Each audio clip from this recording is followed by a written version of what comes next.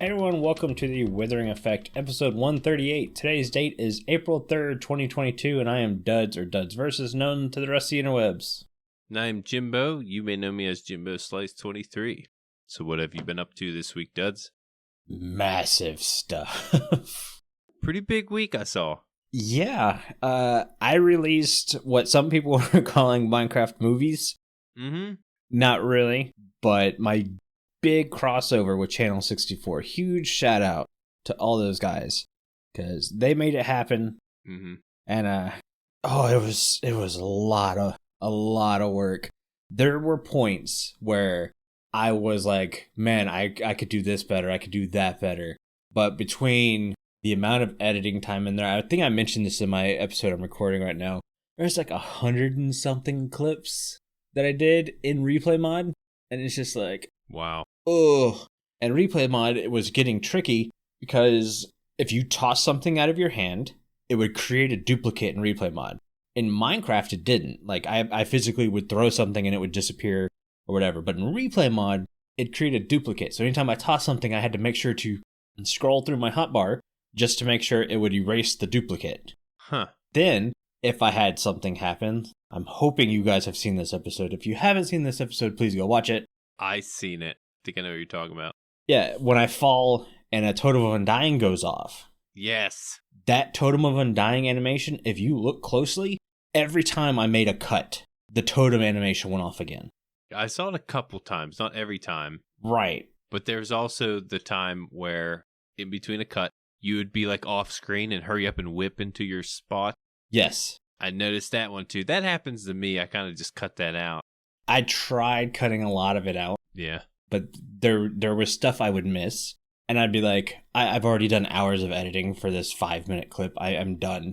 I'm over it. There were actually 5 scenes that went along with it. So me getting to everyone's base, there was a scene in between showing how I got there. And I quite literally just cut them to save time.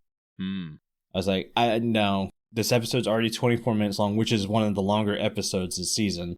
Well, if you'd have took it all the way, kept your cuts in there, then it would have been a movie. It might have. Mm-hmm. That was a lot of fun. That's something I'm not going to do anytime soon again, though. The painfulness of trying to line up replay mod with recorded footage. Oh, man. There were a couple happy accidents. There were a couple physically, like, taking a replay mod footage from 3 minutes before something happened to make it work. I was super happy with the getting punched into the void scene, how it showed me swimming through the void. I was super happy with that clip. Yeah. Yeah, I like the static you did on the screen. Yeah. That was cool. And it wasn't even that part that was, but to me, when I got sent back, the fact that my character was able to disappear on screen is what I liked more. And there are 3 video clips just to make all that happen. And it's like, like I had to do camera tracking. So the camera moves in the exact same position at the exact same time. Once when I'm standing there and once when I'm not standing there. So if you pay attention, after I disappear, you look up, the block and the rod disappear and you can see the observer again because of where I had to steal my footage from. And then there's just a still, I shouldn't say still, it's a replay mod footage of just the void that gets overlaid on top of everything with like a 50% opacity to make it look like I'm being shot through the void. Okay. And it's like, yeah. The first scene and the last scene, well over an hour and a half of editing just trying to get transitions like that good. Seems like when you're in the middle of something like that, when you're working on some big transition or you have it in your head the way you want it, you will go for an hour or longer to try to perfect that. I've done that. The amount of little tweaks I was doing, like, how's this and how's that? Does this look better? Getting the sound in there, like when you see me in the void, there's a certain sound that plays. When I get shot through the void, there's a different sound that plays. Sound effects. Yeah. That was not fun. Worked out. I thought it turned out really well. I'm really proud of it. It was my most viewed video on day 1 that I've ever had. Wow. Nice. which is really nice. Mm-hmm. Yeah, I'm super happy with it. The other stuff I worked on, I did a lot of creative work this week. I'm trying to work on a new, like, I shouldn't say base, but a new part of my base. And I'm doing a lot of creative building there because it's just not working right. Like, I've built 3 different versions, and I'm just like, trash, delete. But yeah, I'm finally into the survival world, and I'm just going to be like, you know what, let's just place some blocks and see what happens. Yeah, that's what I had to do. Yeah. What about your week? How was your week? Well, it starts with creative mode and pretty much ends with creative mode. I'm starting to build the palace/castle. I want to say palace. It's looking more like a palace for the heaven that I'm building. Probably going to have to extend the heaven that I have placed. It's not on the episode yet. I mean, it has been mentioned that, I'm building heaven. So yeah, I pretty much laid it out there. I'm starting to put the glass in. I wanted to, give it somewhat of a fog effect, to make it look like a cloud. And I'm going to have to extend it, make it bigger, because what I'm building in creative mode is pretty massive. So a lot of blocks, a lot of details. There's, I'll have to get the name. I can't get it right now, but there's a build I'm going off of. I'm changing around a lot of blocks, though. But I still want to mention who it was because it's pretty similar. But to get the heaven look, I had to change some blocks around. But I'm pretty happy with the way it looks. It's still going to be a minute for me to build this thing. I'm going to need a lot of quartz, which is a pain, but thankful for villagers, it should be a little bit easier. Besides creative mode, I went and round up some pillagers, and I had to pacify them. For those listening, if you didn't know, you can pacify villagers or pillagers, or disarm them, as you could say. Yeah. I set this up. I had this on my video coming. I put like a minecart track because I have 2 of them in one boat. And what I would do is when I'd come outside and go around them, I would like circle them for a little bit just so they could use up some of the durability. Mm-hmm. And it seems like I've gone around them like over like hundreds of times, and they just wouldn't, their weapon wouldn't break. So I set up a minecart around them, and I just sat there and rode around them. And they kept shooting at, shooting and missing and stuff until they broke eventually. But I have 6 of them, 2 of them in 3 different boats, and I was able to pacify them. But while doing that, a patrol shows up. I'm like, really? And if those listening haven't seen my episode, I was told by the almighty Steve not to kill the pillagers. So I had to round these guys up. Now I got to pacify them. So it's pretty entertaining in the video, but I've been working a lot with those. I need a place for them, and I do have a place in mind, but I don't want to spoil that. Yeah. But that's pretty much it for my week. Pacifying pillagers takes so long. Yeah, a lot longer than I thought. I would always just get them standing next to a villager and shooting into like a snow block. Yeah, that's what I heard was the best way to do it, but I think Carl stood there with a shield one time, and he said it took like 6 shields. Yeah, he told me to use a shield, but I don't know. Kind of didn't want to sit there with the shield. I was like, I'll just hop in this minecart, and it worked. Maybe I'll have a tutorial. Jump in a minecart. Yeah. For those of you listening, if you listen closely, you can probably hear my dog snoring really loud right now, and I'm not going to wake her up. So, Carl, leave it in. I don't hear it. You don't hear it? Oh, she's going to town. It might be on your end. She's chasing something. Oh no, just flat out. Dreaming of milk bones. Probably. Anyways, should we get on to the news this week? Yeah, we got some news. We've got a little bit of news. So we're out of the experimental side of the snapshots for Java. We're getting Deep Dark, Ancient Cities, Warden, all that stuff. And they come with some changes. So let's start with the Skulk Shrieker, because we had talked about this last week, how they don't spawn when you get the, the catalyst. And that was a good thing, because then you won't have wardens spawning while you're trying to farm or harness Skulk XP. Right. Well, that has been changed back. So now Shriekers can spawn with the catalyst, but they have a, what is it called? The Warden Summon command turned off. Yep, set to false. False, correct. So they'll never spawn a Warden, which means you can now use these as decoration blocks. Well, is it outside the Deep Dark it does that? Or just any Shrieker that spawns? I thought it was any Shrieker that were to spawn. Could be right. I know the Deep Dark Shriekers, but they're already there. They're not something you spawn in. They will summon the Warden. I understood it if you wanted to, like, farm Wardens, which, again, why would you want to? They still don't have any drops or anything like that. You'd have to go find one of these. You could not make your own farm. See, I heard you couldn't spawn them outside the Deep Dark now. Oh, no, I've seen them spawn on Plains biome. Yeah, before. I thought that was changed. In a couple of videos. Oh, recently? Yeah. Okay. Maybe I missed that part. I thought I heard something. Maybe that was the change before this change. Maybe. I didn't get the update. Or maybe I'm just losing my mind too. Yeah, or I didn't hear anything about this update that I'm talking about right now. How dare you? I'm supposed to know this stuff, you know? Yeah. I'm supposed to do some kind of homework. I only brought one note. Yeah, I mean, the patch notes say Shriekers placed via World Gen, which means only the world can spawn them, will have can summon set to be true. Okay. I mean, it pretty much says it right there.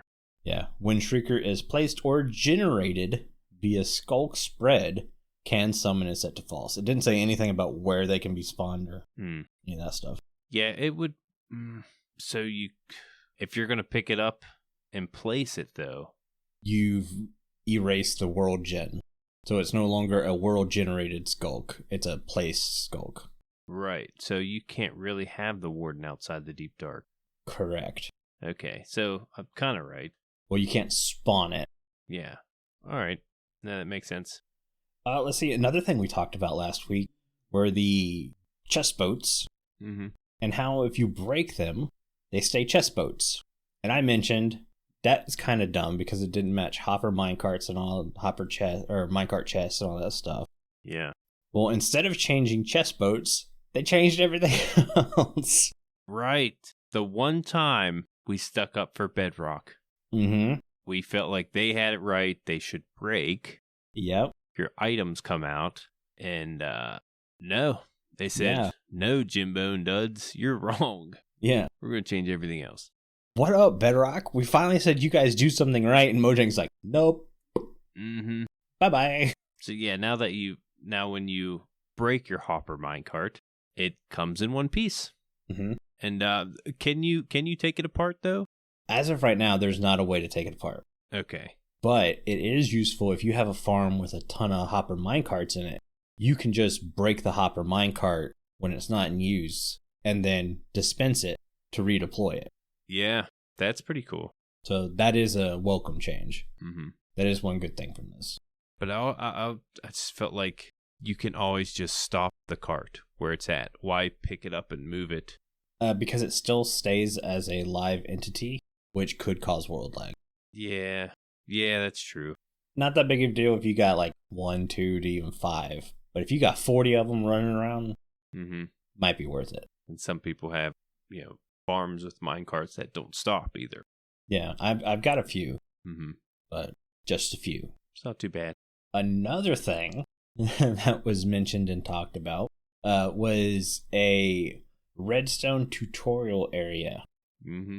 And we had it under the listener comments. Core Otter mentioned it for the desert well. And it turns out that there's now one in the ancient city underneath the Warden portal. And we were just saying, maybe they're kind of giving you a little bit of Redstone tutorial in the jungle temples. Mm-hmm. Like, they probably won't give us any more of this. Well, they said, Duds and Jimbo, you're wrong again. We're going to give you every tutorial we have in the book. This thing is loaded with different Redstone circuits. But I also want to point out that this is supposed to be one of the more tough areas to traverse and explore, but yet you're putting entry-level Redstone down there for people to learn. That's true. Doesn't make a lot of sense to me. But then again, we have updated loot tables now, and I really still don't feel like they're good enough to warrant me going down there. Yeah, they're similar to the end, Yep. But there's nothing unique. You can get the Otherside disc from Lenarain. Mm-hmm. It's another place you can get the disc. Hopefully there's one in every one. But you could only get Cat and 13 too. Yeah. Why not have all of the discs down there? Yeah, make it really unique. Mm-hmm. Make it super unique.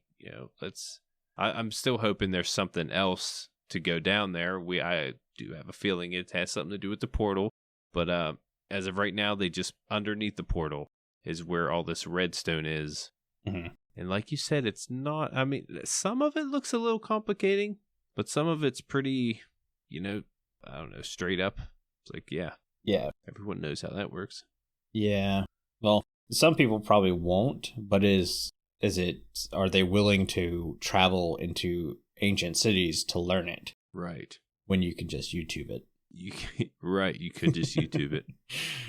I get what they're trying to do. I just think it's the wrong place for it. Like, I like the idea of little tutorial rooms and stuff. That's what I thought the jungle temple was for. But an ancient city where chance of death is high, I don't know, maybe the warden's a lot easier to cheese than we thought. Yeah, we know the warden, well, when they updated it the second time, I believe, he's got a little bit more reach. Mm-hmm. You can't cheese it too easy, but there are ways. Yeah. But yeah, for a redstone room tutorial type of thing, I don't see, me going down there just for that. Mm-hmm. I feel like they should have gave you a little bit more than just redstone tutorials. I mentioned a while ago, like potions are something I keep having to look up. Yep. And it'd be nice to have something like that down there. You kind of get that with the igloo, a little tutorial, but it's kind of a tutorial to convert a villager, not so much a potion. So yeah, maybe something else down there, not just redstone that you can learn would be nice. Yeah. I don't know. Ancient cities, they're going to be cool to explore one time, and basically I'm just going to sprint there, get my swift sneak, get out. Mm-hmm. Yeah. I mean, everyone's going to want to summon the warden at least once, just to see how it goes. We do have variations for a lot of the buildings coming now. I think like everything's got like 3 or 4 variations, kind of like the Bastion has, and they look very cool, very good. Mm-hmm. Gives some uniqueness, gives some verticality to the ancient cities, which is nice. Yeah.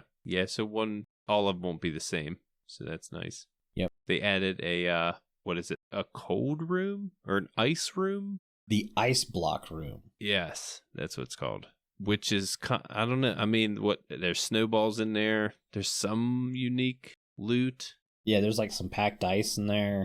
I mean, it's different. Kind of sets it off a little bit, but yeah, nothing too special. A little bit of redstone involved. I think there's a trapdoor with a lever, but that's about it. I also forgot there were notch apples in the loot table. Yeah. To me, those are still kind of just like, oh, yay, notch apple. Yeah. Yeah, you get one, you're kind of, okay, got a notch apple. Really not going to use it. It's kind of just for show.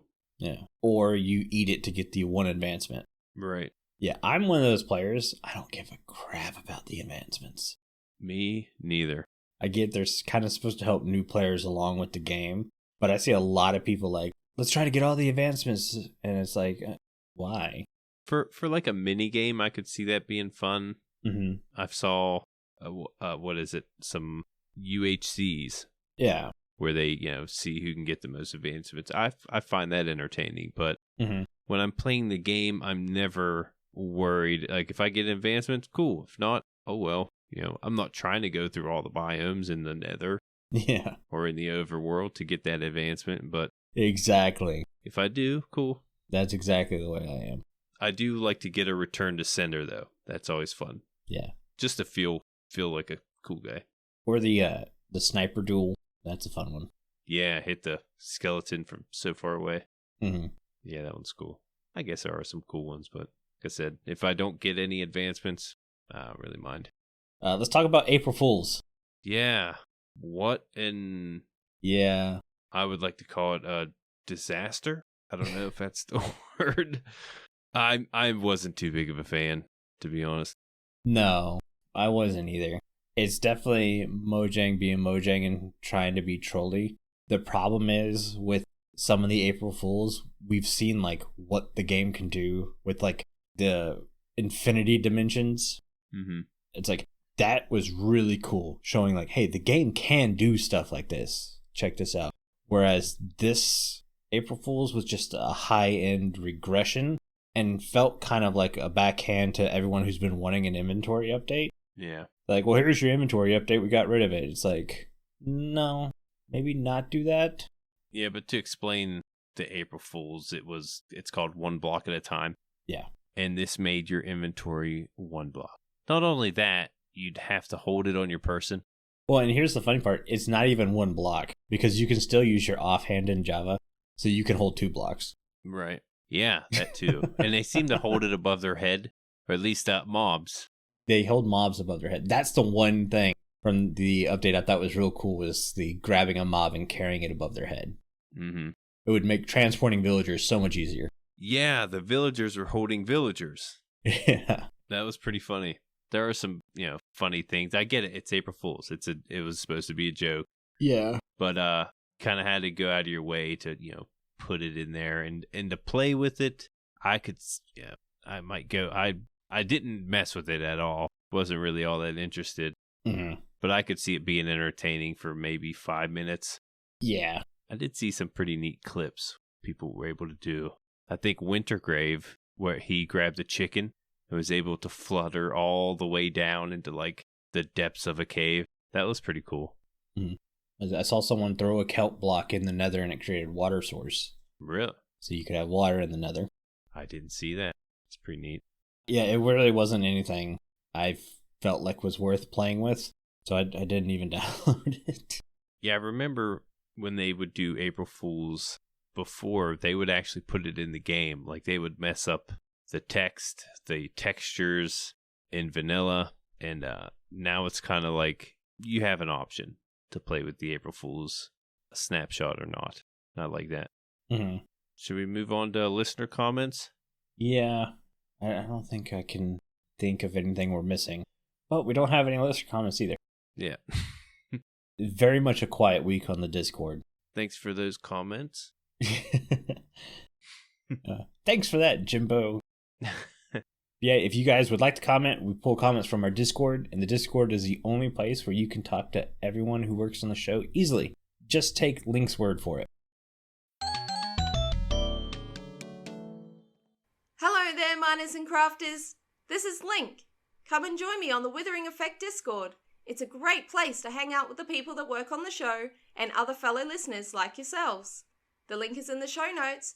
Join today and let's discuss the game we love. Thank you for the Discord ad link. And speaking of the Discord, it's the only place you can get involved in our Mending Minecraft vote. This week we asked you to choose between one of 3 mobs for us to discuss and improve. Your choices were Ender Dragon, Magma Cube, Mushroom. And the winner of Mending Minecraft this week is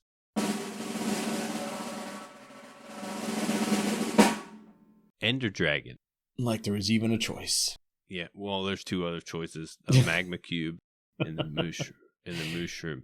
But Magma Cube had 15, Mushroom had 13, Ender Dragon had 24. So people want to see how we can change the Ender Dragon. I'll bring up first that I think people chose Ender Dragon because they want to change the Ender Dragon fight. But that's not what Mending Minecraft is. It's about changing the specific mob item Change the structure. That being said, I did change the Ender Dragon and the way they fight, but I did not change the fight itself. There you go. Yeah, people might be interested in different fights as well. Mm. Okay, I got a paragraph here on the Ender Dragon. You do. Probably a whole book. It actually rolled over. Yeah, I had to use another part of the notes. I got extra notes today, guys. So, you're lucky. The Ender Dragon is a gigantic flying hostile boss mob found when first entering the end. She is the largest naturally spawning mob in the game and is widely acknowledged as the final boss of Minecraft. Because when you beat it, you get the credits. Mm-hmm. The dragon has 200 health points, or 100 hearts, and can take damage only from explosions and player-based damage. Also is immune to all status effects. Her health is frequently restored by nearby end crystals, indicated by a magical white beam connecting the ender dragon to the crystals. Destroying an end crystal that is actively healing the dragon causes 10 heart damage, or 5 hearts of damage. Didn't know that. When the ender dragon is defeated, she drops 12,000 experience points, enough to bring the player from 0 to 68 levels, while leaving behind a dragon egg in the center of the end island portal that has just opened. So, portal opens after it's defeated. The end dragon can do a melee attack or shoot purple fire charges that acts as acid, actually called dragon acid, ender acid.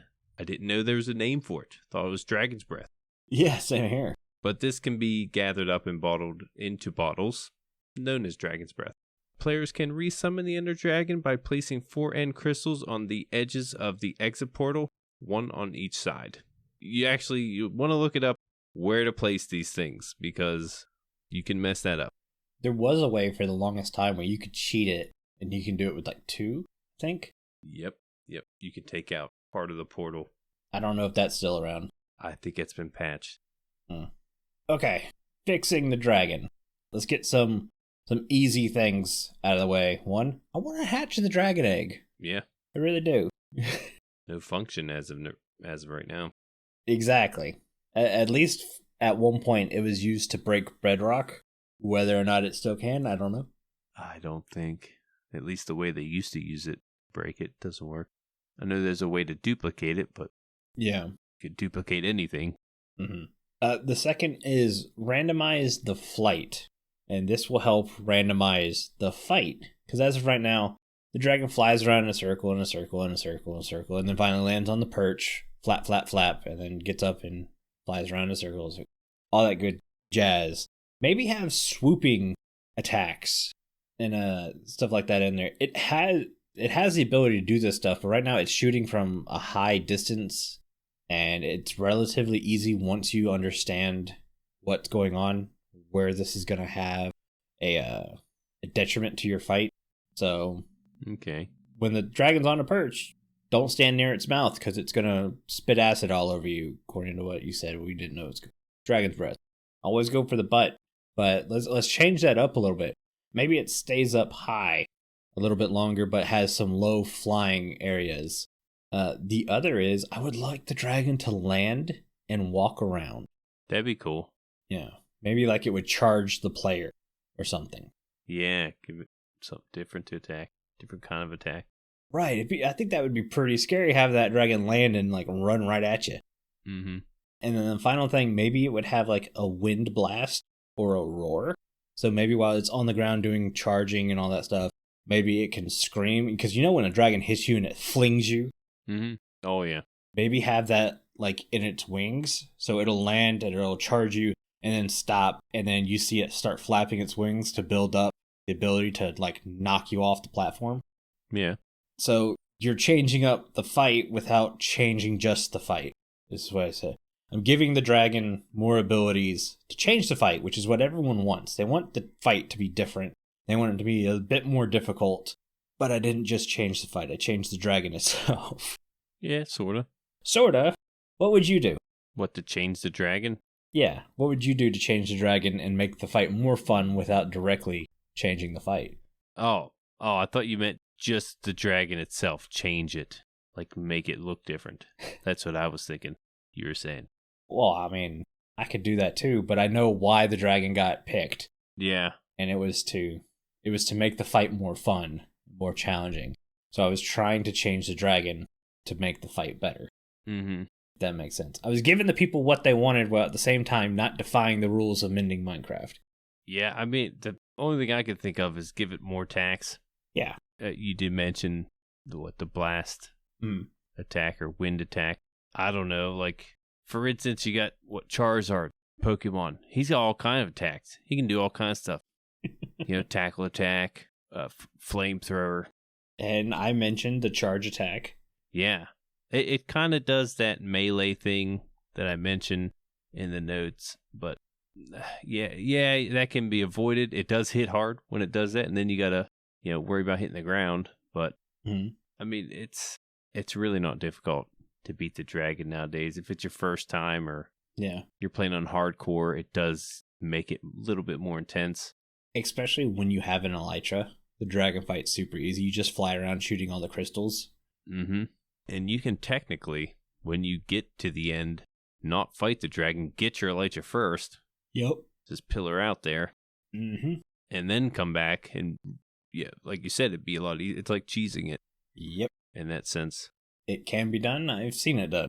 Yep. I did it, I think. First time I fought it. Yeah. Not the very first time, but this season. Yeah. I like the idea of it landing. Mm-hmm. Maybe like a different animation. Because it never lands, really, even when it goes to the center portal area. Yeah, it just kind of lays there and flaps still. Yeah. So, I mean, give it a break, I mean, yeah. Been flying around the end for a while. Land at all.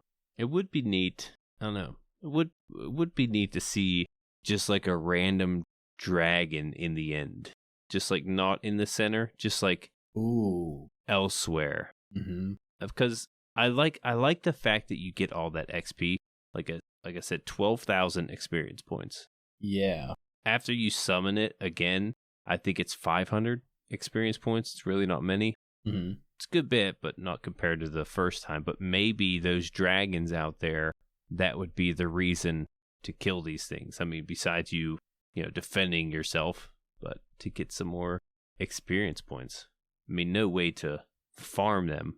Wouldn't go that far, but it'd just be cool to see random dragons every once in a while.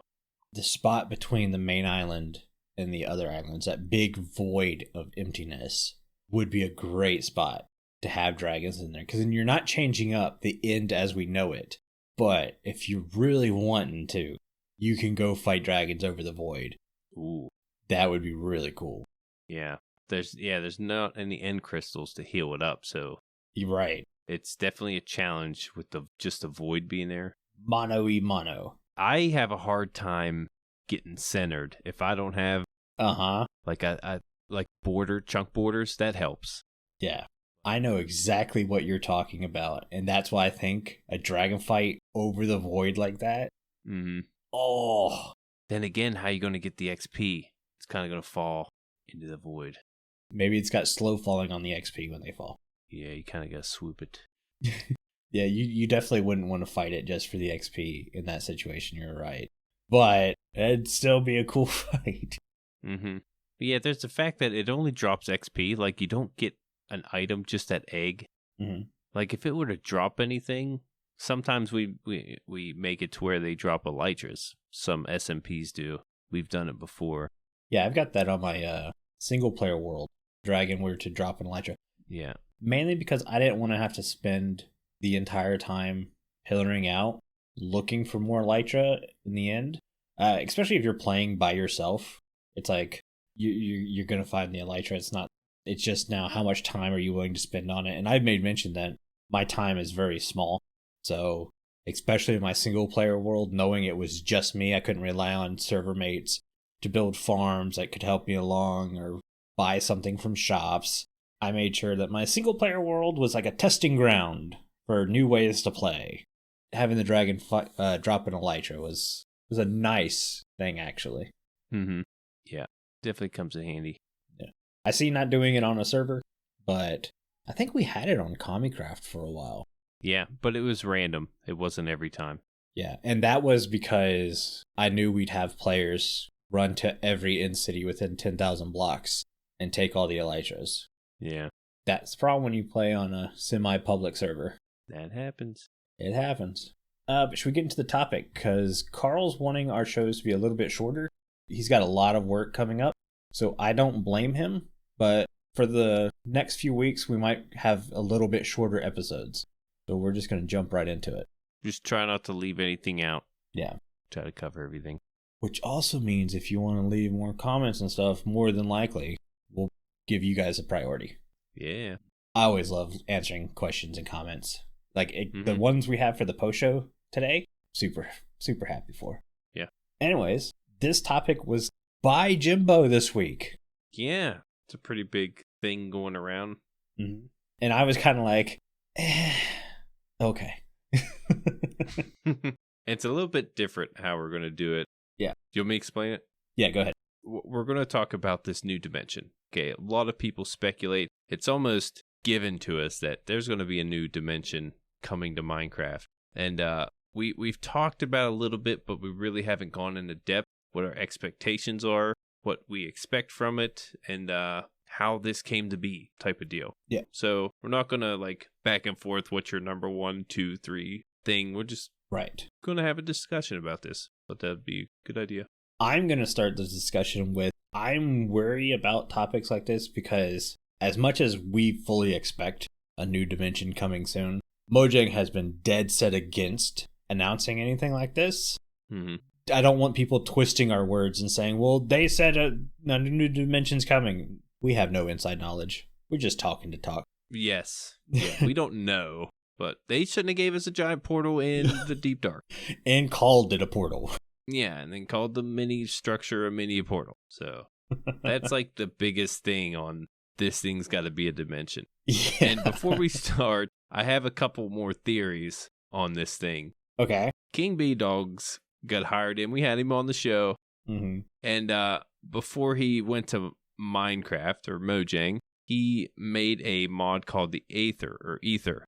And it's a whole new dimension with a bunch of exotic type of mobs and different plantations and just overall different world. And I feel like he got brought in to help with this new dimension. So there's that. And I feel like this deep dark, it's kind of rare to find one of these cities. And I feel like it's going to be the end game type of deal.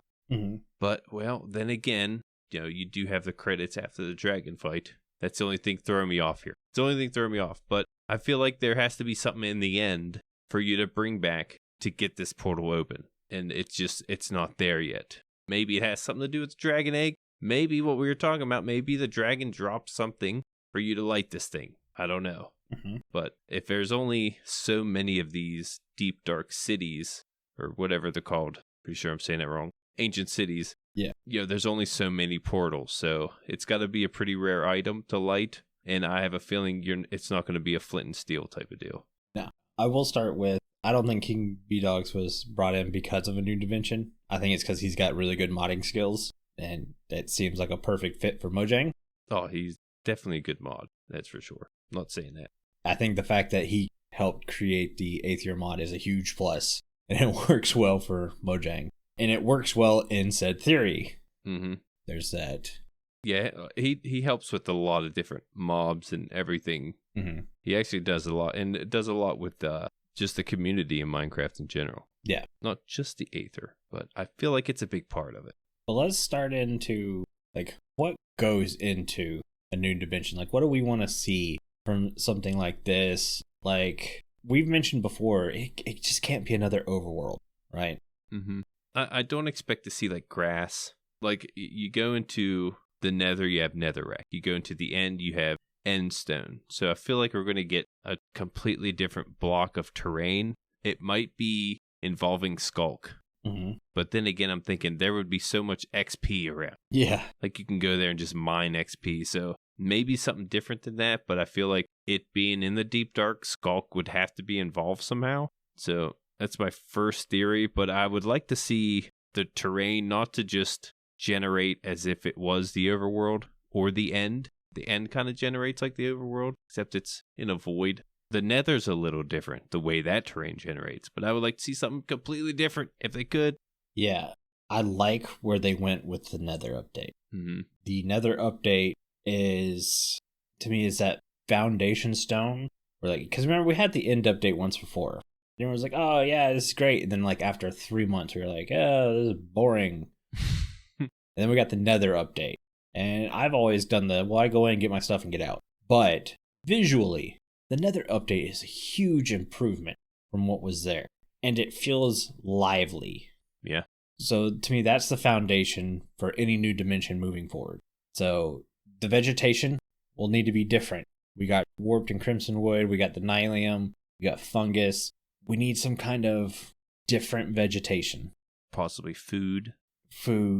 Mobs. In every dimension, there's food. Even the end has coarse fruit. Right. We need mobs we've never seen before. At the end, we've got striders, which are just adorably ugly. Mm-hmm. Both of those. Yep.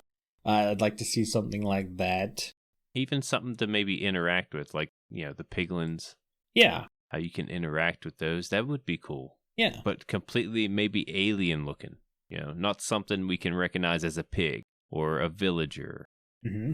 Something completely different looking. That would be cool. And maybe, I might be pushing it. Maybe bring some of that to the deep, dark ancient cities. I don't know. I think you would be pushing it. I could see hints. Yeah. That might be where the sculk comes in. They're bringing that into our world. Just that. Just because of the way it grows.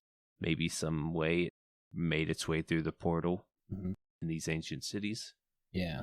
And I'm going to steal from your side here because you mentioned like structures and the ability to loot. Mm-hmm. It's a good idea. And like you said, you're interacting with this now new group of tribesmen. Beings. Mm-hmm. But yeah, it's a great way to make the world feel alive. Yeah. I wouldn't even mind if I couldn't bring them into the overworld. That was just that thing. Right. Yeah, you can't bring piglins into the overworld. Right. Not without them converting in the zombie piglins. Uh-huh. But yeah, new terrain, new vegetation. Also, this comes with new structures. Mm-hmm. I was thinking, every dimension or everywhere has loot. There's loot to be found everywhere. So I could see a lot of deep, dark type of loot in there. Maybe swift sneak. We're still waiting for the unique loot in the ancient cities, but I would still like to see something unique in a new dimension. Maybe like, native to that dimension. Yeah. Kind of like when you go to a village, you find spruce wood if it's in a spruce forest or something along those lines. Mm-hmm. I'm going to let you go because you have one that's completely different than mine, and then our last item is both very similar. Okay, yeah. A new substance, I feel like would have to be added to this. I mentioned before, I feel like it's more of the end game than the end is, even though it's called the end. So yeah. Then again, I'm still, I don't know, crossing the line there because the end is the end game. So if this is the end game, it's got to be more deadly. It's got to be more challenging. And what's more challenging than the void? You're not going to come back from the void. You're going to lose everything. Maybe they can put a deadly substance that you have to avoid in this new dimension that could, eat away netherite. It can eat away anything that you may have that, if you get into this either cloud or maybe a fluid or something along those lines. I don't know. I'm trying to think of something, out of the box. I love this idea, and I've expanded on your idea. Okay. So when I heard this was a thing, I go, well, you think of avoidable substance in Minecraft right now. Right now, you really only have two. You have lava and the void. Mm-hmm. Two things that can hurt you just by touching it. I mean, other than, what I'm talking about, cactuses and stuff like that. What if you had this like black tar substance that moves slower than lava when poured, but is so sticky, it's like honey where you can't get out of it. And you call it the deep death. Ooh. Because it's part of the deep dark. The deep death is, or the dark something. Right. Dark tar. You say my name's too menacing, too scary. Yeah, the word death, I was thinking, Yeah, that probably won't fly. But then I feel like there'd have to be some kind of way to get out of it. I mean, even what I was thinking, some kind of substance to avoid. It'd have to be a way to get out of it, but it's very deadly also. Yeah. Just don't know what you could do. I don't know what the substance is, so I wouldn't know how to get out of it. But right. Yeah, I feel like there's got to be something more deadly inside this dimension to kind of compete with the void. Some natural. Mm-hmm. It's got to be a natural thing that can kill you. Right. But now you have this natural thing that can kill you. How are you going to get around this new dimension? Yeah. Every dimension has a way to get around. You look at the nether, you can ride on striders. You look at the end, you can fly with an elytra. This dimension, rideable flying mob. There we go. That's what I've been wanting for so long. Yes. I think I mentioned this some time back. I would like to see Well, that was a bold prediction of mine. A rideable flying mob in here. I don't think it could quite outdo the Elytra, so the end could still be the end game in this case. But it would also, give you a really cool companion. Yeah. And a awesome, almost heroic way to get around. I would do it a lot like the Strider. How you have the warped fungus on a saddle. Well, yeah, in a saddle, but the warped fungus on a stick. So essentially you're feeding the Strider to move you around. You would need to feed this mob to get it to move around. Right. Not so much something on a stick. Honestly, I don't like the idea of something on a stick. Yeah. And if you didn't have it, it would kind of go its own way. Right. Kind of just there for the ride. Mm-hmm. See, I'd be okay with that as long as I'm able to ride it. You could ride the dragon in the 1 block update. Can you? Yep. I didn't know that. Can't control it, but you can ride it. Doesn't try to fight you? I assume it's trying to, but it just can't because it can't see you. Yeah, you're on its back. That's pretty neat. Maybe they're giving us something, a little hint. Maybe. I don't see it being like a dragon. Like, right. You've said a long time ago you love to have a red dragon. Mm-hmm. Right? That was like one of your biggest fantasies is to ride a red dragon. Mm-hmm. I don't see us getting a red dragon, but any large rideable mob would be cool. Would be cool. Even if it's something we've never seen before. Right. Maybe it's a giant hawk. Yeah. Alien. Mm-hmm. A deep, dark hawk. Yeah. Got neon green eyes. Like a phantom. Yeah. Hopefully there's no phantom. Oh, if we could ride phantoms. I was just thinking that. Maybe there's phantoms in there. Give us a use for a phantom. Anyways, I think that's going to do it for today's show. But before I have Jimbo read us out, I want to say a huge thank you to all of our patrons who are supporting the show. Our milk level patrons are Omni, Croc, Fragile Rock, Casey Plays Games, OB, Viper's Tuna, and Wire Guy. If you too would like to get access to exclusive benefits and hours of extra content each month, please consider joining at patreon.com/The Withering Effect. And if you like the show, you can share with all of your friends and on social media. You listen on Spotify, rate and follow us so you never miss a future episode. Or if you listen on Apple Podcasts, leave us a nice review. Doing any of these really helps the show reach more listeners. If you'd like to get in contact with us, send an email to podcast@thewitheringeffect.com, tweet us, leave a voice message, or join the Discord where you can have a chat with everyone who works on the show and fellow listeners. All the links will be in the show notes. This show has been brought to you by Jimbo and myself, but also our digital producer Carl. He helps make sure the show ends up where it should be, and the amazing music you hear in the intro and outro was created by the one and only Decoy. Everyone's social media info can be found in the show notes. You guys have been awesome. Thank you so much for getting worded with us. You should probably go drink some milk now. Bye. See you guys.